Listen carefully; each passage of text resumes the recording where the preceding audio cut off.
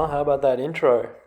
Welcome back to another episode with It's Tadpole MMA Amateur Analysts. This weekend we've got Robert Whittaker versus Kelvin Gastelum, the rebooked main event from years by, which I'm incredibly excited for and looking forward to. But first we must look back to last week's card. We went 3 wins, 2 losses on the verdict main card, snagged ourselves a silver badge. In terms of the betting, we went down 0.65 units. We went 2-2 on single players, but of course the unit on the multi we lost. That's 10 multis this year, 1 for each card that I've broken down that has failed to salute. So that's going to be the big thing here, guys. We're in a bit of a hole, but all we got to do is hit one of these multis, and all of a sudden we are green again, like a well-watered lawn. That's what I'm going for. In terms of my best call last weekend, it was definitely Arnold Allen. You know, he went the grappling route, which I knew he could. In terms of on the feet, his movement was better, and he was actually the overall better striker as a result of that movement. Sadiq, he made it tough for him. He got in his face, but you know, his elusiveness, his range management proved too good. One area I didn't expect as much was his cardio failing throughout that third, but he did enough to get the win, landed the bigger shots. Good stuff. My worst call of the evening, it was Mike Perry. You know, I did take Kevin Holland as well as kind of a rogue selection, but that was a long shot, so losing that rather hurt less. Whereas I actually thought Mike Perry was a genuine chance, where in fact he was no chance. Daniel Rodriguez, I knew he was good. I like I said in the breakdown, I really like his style of fighting, but I didn't rate his defense or his discipline, which were two things that shone brightly last weekend. He was incredibly focused and he did keep Mike on the end of the jab, which I thought he wouldn't be able to do. Just put the hurt on him. The 1-2s, Mike Perry was just stunned out there. He had no answers. And incredibly impressive performance by Daniel Rodriguez, and I'm keen to see who they match him up with next. Someone in that top 15 for sure at welterweight. So on to the next. We've got a 6-fight verdict main card here. I don't want to run too long, so let's get into it. At the bottom, which is actually closing the prelims on the card, we've got Ricardo Ramos versus Bill Algio. Ramos 1.62 times and $1.80. Bill Algio 2.60 times and $2. Represented as a dog is Bill Algio at verdict and at the bookies. And I think this is a pretty live fight for fight of the night here, rather. And I think we're live for a finish. Both of these guys are submission grapplers, but when you look at their fights, both of them fancy themselves on the feet as well. In terms of their striking skill sets, I genuinely think Bill Algio has the better fundamentals. He's got a nice jab. He kind of pops it from his low chest / hip. And you know, you don't have to be a genius to tell me that Ricardo Ramos is more unorthodox. You know, he loves to spin. He will spin with the elbows. He loves to spin with the kicks as well. He throws this funny leg kick. It's like a soccer trick. You know, I don't even know how to explain it. You'll see it because he'll do it. He's been doing it regularly throughout his last 3-4 fights. And when you spot it, just say, hey, the tadpole told you. Neither of these guys are what the fuck? Neither of them are explosive or quick, really. I don't really think that his attributes favoured to either guy. But Ricardo Ramos does have pretty good footwork. I cannot discredit that. But I also like Algio's movement. Ricardo Ramos definitely more slick with his entries on the footwork, but Algio's overall lateral movement, very, very good. Ramos's takedowns are better. And, both guys quite good black belts, but Ramos is probably slightly better in the submission department. But I'm really thinking that Algio's size is going to be a factor. You know, he's a 6-footer, which is as big as they come at featherweight.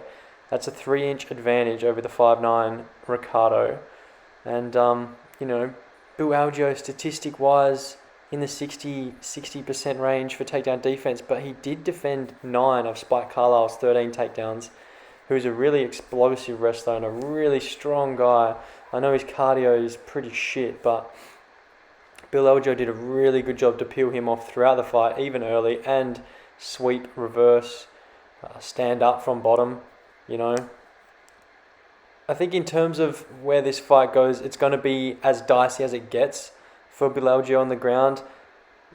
Ramos is better, and, you know, Bill can scramble, but he has been subbed a couple of times. But yeah, Bill will win an attrition fight. You know, he's got better volume. Like I said, I do like his striking marginally better. I think he's got better cardio marginally, and he's definitely got a better chin. So I'm going to take Bill Algio via a third round knockout at 10.18 times. You know, Ricardo Ramos has been slept in 2 of his last 4 fights. Yes, Leroy Murphy, he got knocked out by Leroy Murphy in his last fight, and Leroy Murphy is really, really good, an incredible kickboxer. But Leroy Murphy took Ramos down and literally just pounded him out from guard. So, yeah, that was a year ago. Ramos has taken some time, but I like Bill Algio here in a dog spot. Next fight along, Luis Pena versus Alexander Munoz. Luis Pena 1.22 times and $1.67. Alexander Munoz 5.55 times and $2.15. Not much I can say about this fight, to be honest. I do not like Luis Pena, but I will be taking him here. Alexander Munoz has a very clear route to victory with the wrestling. That is his bread and butter, and Pena's takedown defense is kind of shit. And Alexander Munoz does also kick the legs, which is going to be live here against a really long, really rangy opponent in Luis Pena.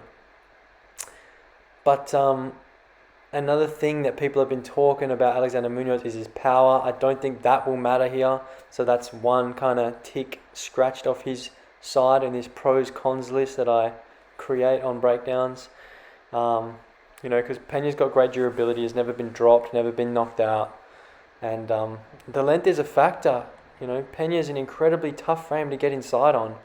And in terms of Munoz's own defense, he is a very hittable guy. He doesn't have great defensive footwork.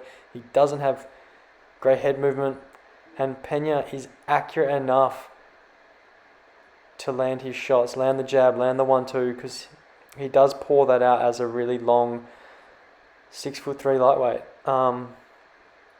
He will be at a strength disadvantage, but he is going to be difficult to control on the mat with those long limbs. He loves to go to butterfly guard, push on the hips, and once he gets a bit of space, he's a really dangerous guy off his back. He's got good jiu-jitsu. 50% of Luis Pena's wins have come by submission, and he's had them from his back. He's got guillotines from the clinch. He's got triangle. I think he's got a triangle on his resume from his back. I like that here. I don't like that he fades in fights, you know. So if this makes it to a third round, Munoz might just pour it on him and find a finish or a 10-8 in that third. But, you know, aside from that, I think it's Luis Pena's fight. You know, I think he can also go to his offensive wrestling and clinch work. He's a really strong clinch customer with that long leverage from the height advantage that he has, pushing his weight down on his opponent, keeping them grounded. And yeah, find that neck. Luis Pena, second round submission at 4.21 times. It's a little shorter than I would have liked. And it's also about $4.30 at the bookies, which is, again, a bit short to bet at. I would have been hoping for about $5.50, but what can I say? When a guy's won 50% of his fights via a method and he is the betting favourite, $4 is probably about as good as it gets. But yeah, for verdicts purposes, I'm having a go at that, 4.21 times. Next fight along, Abdul Razak Al Hassan versus Jacob Malkoon. Al Hassan's 1.22 times and $1.31. Jacob Malkoon 5.59 times and $3.26. Now, this is obviously the first time these guys have been slated to fight, but both of these fighters are etched in Tadpole MMA's history books, and not for good cause, or for good cause, but not for good reason. For those of you who have watched my year in review video, which I'm guessing is not many, because it's got about 18 views, but in 2020, Abdul Razak Al Hassan to beat Munir Lazzez was my Worst verdict call. He was the shortest priced favourite of the year that I took. I think it was 1.18 times. And he burnt me. And we're back here again at 1.22 times. Which is painful to see. But for those who did watch that recap, you would also know that Jacob Malkoun was an honourable mention for my worst call of the year. He wasn't a favourite, so it couldn't be my worst call. He was an underdog. He was about $3 against Phil Hawes, but I talked him up so much on the channel amongst friends, and when he got knocked out in the first round and pretty much shat his pants in the cage, I don't think I came out of my room for a week or two. I was very, very dishevelled following that. Because I talked him up, so I won't do that here. He looked terrible in that fight. He looked like he'd never fought anyone half as imposing as Phil Hawes. But you know, Abdulrazak Al-Hassan has looked terrible himself, especially since this outside the cage rape allegations have come into the picture. He is it's definitely affecting him on the outer. So yeah. There's a reason this is slated where it is on the main card. First fight from the top. Dana wants a barn burner. He wants a first round knockout. And honestly, it's hard to see it going any other way than that. But I can't be taking Al Hassan as a verdict favourite this short again. So I'm going to throw shit at the wall and see what sticks. And I'm taking Jacob Malkoun via first round knockout at 14.28 times. You know, some would call me a sucker for punishment, but I feel like I actually have to play this after Jacob Malkoun v Phil Hawes and what happened, what transpired. I have to redeem myself or just dig a deeper hole. So that's that. And if you're looking purely from a value perspective, Al Hassan's 1.45 times for a knockout. So Malkoun is genuinely 10 times the multiplier than Abdulrazak Al-Hassan is. And I don't think he's 10 times less likely to knock Al-Hassan out. So, I've convinced myself. You guys can do whatever the fuck you want. Andre Arlovski versus Chase Sherman. Arlovski 2.02 times and $1.60. Chase Sherman 1.98 times and $2.26. It's Andre Arlovski all day here for me, especially as the verdict underdog, man. You got to be kidding me. Andre is proving to us time and time again he can hang with these guys. And when I say these guys, that doesn't include Chase Sherman. I'm talking guys way better than fucking Chase Sherman. Andre Arlovski, he's shown us, you know, we've got so much data on this guy and recent data. For such an old guy, we know where he is. We know exactly where he is right now. He's still got great power. He's slower than he ever was. He's slow, but we know that. But he's got the power and he's a great counter striker. And Chase Sherman is shit. Like Chase Sherman hits hard. He's got to hit hard. He's a heavyweight. He's a big heavyweight. And he's got 14 of his 15 wins via knockout. But he is shit. He isn't reliable. His defense is woeful. Andre is the far better striker. Like way better. Chase Sherman's going to want to start fast. He always does. He's going to want to get into Andre, get inside. And Andre is just going to slow him down. Like we've been seeing, just slow him down, tag him a few times, counter. He's got nice angles, he's got really good hands. And just get Chase Sherman guessing on his entries and not knowing where to come at from range and what to throw at him because he doesn't have the biggest tool bag of tricks. And then Sherman's just going to be fucked. He's going to be so fucked. He's so outmatched. Andre, you know, if we're talking methods now, Andre is a points fighter nowadays. You know, whether he wins or loses, it's typically a decision. You know, outside of getting knocked out by Jairzinho and then in his last fight he got subbed by Aspinall, it's a decision. But Chase Sherman's a stylistic dream for him. There's no wrestling to speak of whatsoever. He's a pure brawler with no defense to credit. And a chin the size of his home state in Mississippi that is just going to be sitting there for Andre Arlovski. And he is going to crack it. So fuck it. Andre Arlovski, first round knockout, 8.72 times. What a great price. Andre's like just over 2.5 times for the decision, which I get, it's all he wins by, but man, come on, Chase Sherman, he's lost 6 fights, 4 of them by knockout. I'm taking Andre to knock this boy out, notch his first finish since 2015, since this first round knockout over Travis Brown. Andre, if he's ever going to do it, it's now, and I honestly think he can. Seriously. Chase Sherman got cut from the UFC, came back and knocked out Isaac Villanueva.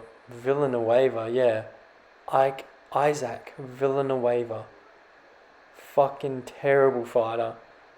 And now gets Andre Arlovski because he's just Dana's guy. He's going to give him all these guys. But Chase Sherman's no prospect. He's 30 years old and he sucks. Don't make me eat my words, Andre. You Belarusian motherfucker. I'm just joking, man. No disrespect. Co-main event. Jeremy Stephens versus Drakkar Klose. Jeremy Stephens 1.64 times and $1.75. Drakkar Klose 2.56 times and $2.08.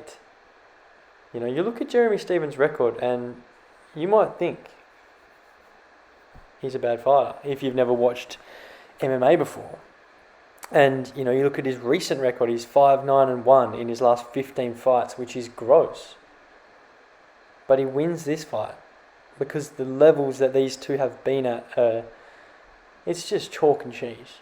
You look into those losses, 9 losses in his last 15, who are they?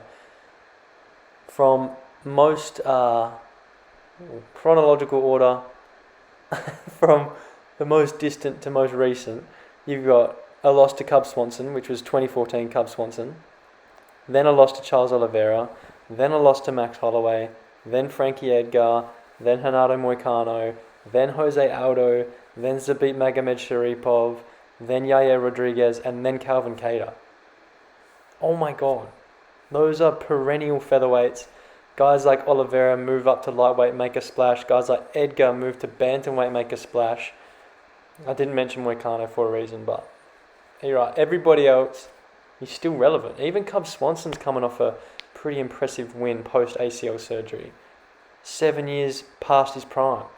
So, Jeremy Stephens, man, the strength of schedule, the level of competition is just ridiculous. And you look, and his last win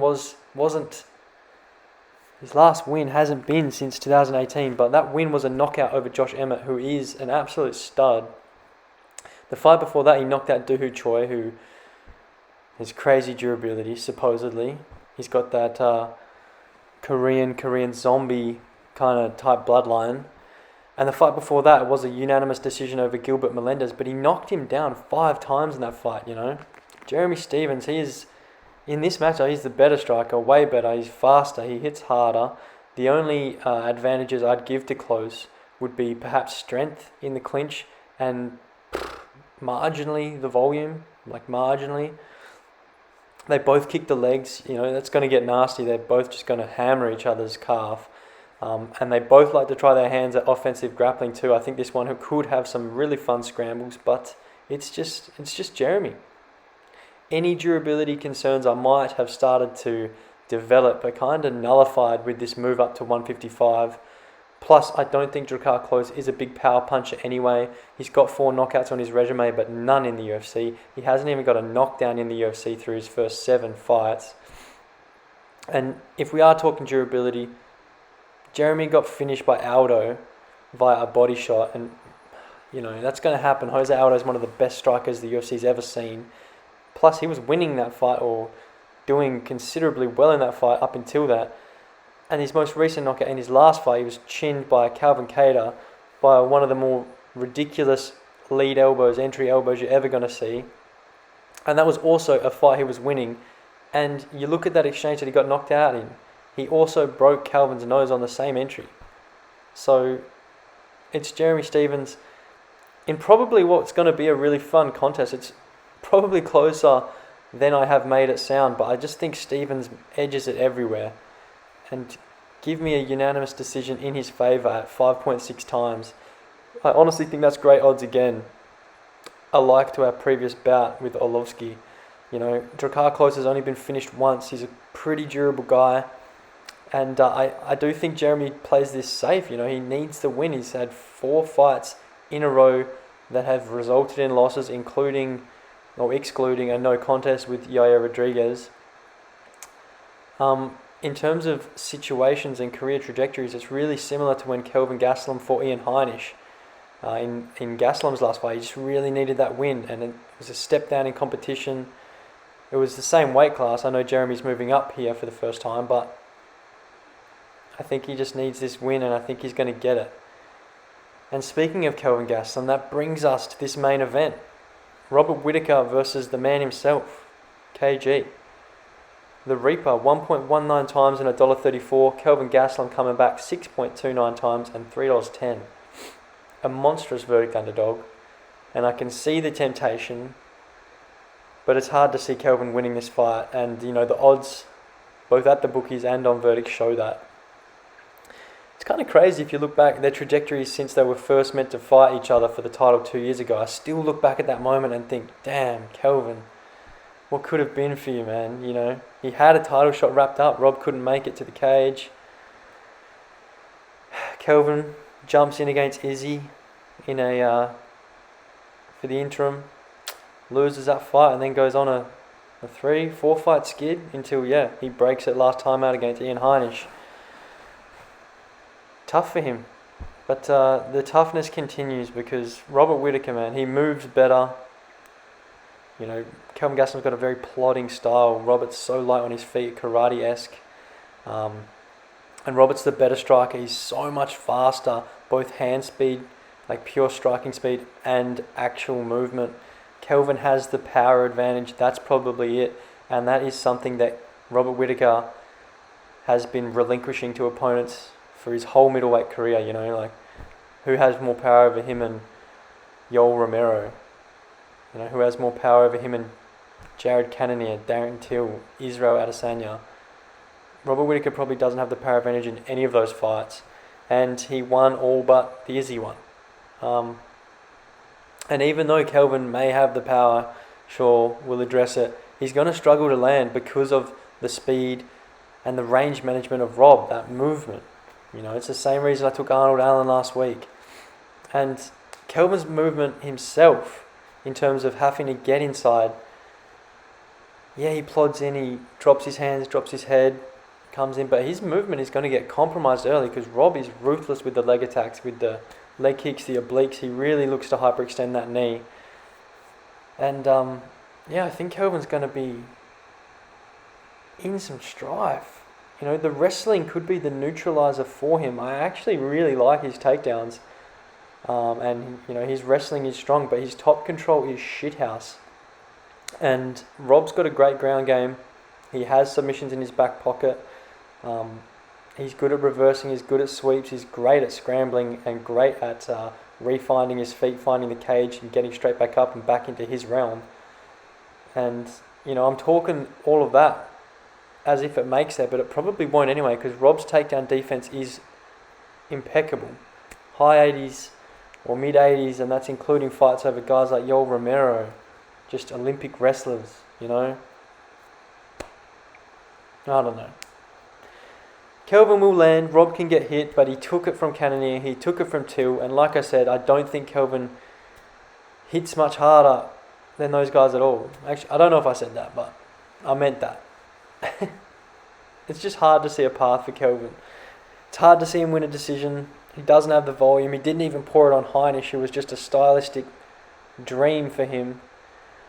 And I think this is tailor-made for Whittaker.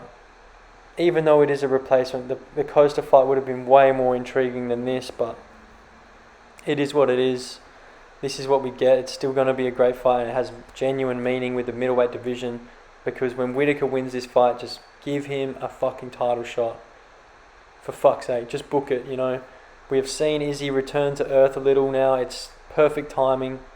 So give me Whittaker via a decision at 2.05 times in what I hope to be a 5-round bloody mess. Because Kelvin has heart, you can't discredit that. But Bobby has him everywhere, including the conditioning, highlighted best in their 3 kilometre time trial on their season of Tough, where Bobby just cruised through the finish line in a 100 Fahrenheit degree heat, and Kelvin Gastelum was caught on the 1500 metre line chucking his guts up. Hilarious. Anyway, for the bets of this card, the formula guys actually spat out nothing, so there is no money line bets on this main card this week, which is surprising to me. After a 5-fight main card last week, we had 4. This week, 6 fights, no bets. But I did find some props I liked. First of all, Bill Algio, Ricardo Ramos fight to not go the distance at $2.32 over on Sportsbet. 24 of their combined 36 fights have been finishes, whether that's win or loss. I seriously think either guy could finish the other, whether that be on the ground. They're both really capable, handy submission grapplers. Both guys could get knocked out either. Ramos has been knocked out and subbed. Algio hasn't been knocked out, but he has been subbed. Both guys are going to go for it. It's going to be an absolute barn burner. It's a great single bet in my opinion. It doesn't go in any accumulators, but I like that at decent size plus money. So that's a great bet in my opinion. And the other single play of this event, you guys might have caught on throughout my excitement of the verdict odds, but I am taking Andre Arlovski via a knockout at $5 to 1 over on Sportsbet. Again, I think that's a great price. It's so elevated due to his recency with the decisions, wins and losses, but this is a stylistic dream for him to fucking plant Jay Sherman on his ass and get a knockout win. I love it. To the multi, let me have that leg, Arlovski via knockout. And let me combine that with Jeremy Stephens via a decision, which will accumulate to $20.54 over on Sportsbet. I really like this multi. It's only 2 legs. Reduced risk, therefore, in my opinion, for legs that are quite valued. The Arlovski knockout, if that hits, we're riding a Stephens decision. Drakkar Klose is durable. Jeremy Stephens needs that win. Jeremy Stephens could knock Drakkar Klose out. It's a bit of a sweater, but I preferred this leg over playing a Luis Pena submission, and that was kind of my toss-up. So that's it. Let's have it. And God, I really hope we hit the multi this week or in the few coming weeks to really just settle this year's record, because it's getting out of hand. And a couple of good weeks. Even one week where we hit the multi, and it is just smooth sailing again for the Tadpole and his fans, which is you guys. So check the description, everything's down in there in terms of records. Everything's completely transparent. Everything I'm telling you in terms of bet wise, I'm also putting my money on. You guys can have faith in that. All my socials are down there. If any changes to the verdict main card or any additions to single plays with anything I like pops up, that's the only place you're going to see them. Other than that, guys, I'll see you next week, hopefully. Again, I don't know which fight card it is. Let me just quickly check that, because it could be a banger. Hold up. Yeah, OMG. Let's see if I just fucking said OMG. It's UFC 261. We'll definitely be back. It's Usman versus Mas Vidal, the most deserving guy of a title rematch ever. What a card. I can't wait. Neither can you. Make sure you catch the tadpole that week as part of your fight week rituals. Thanks guys. Kaja.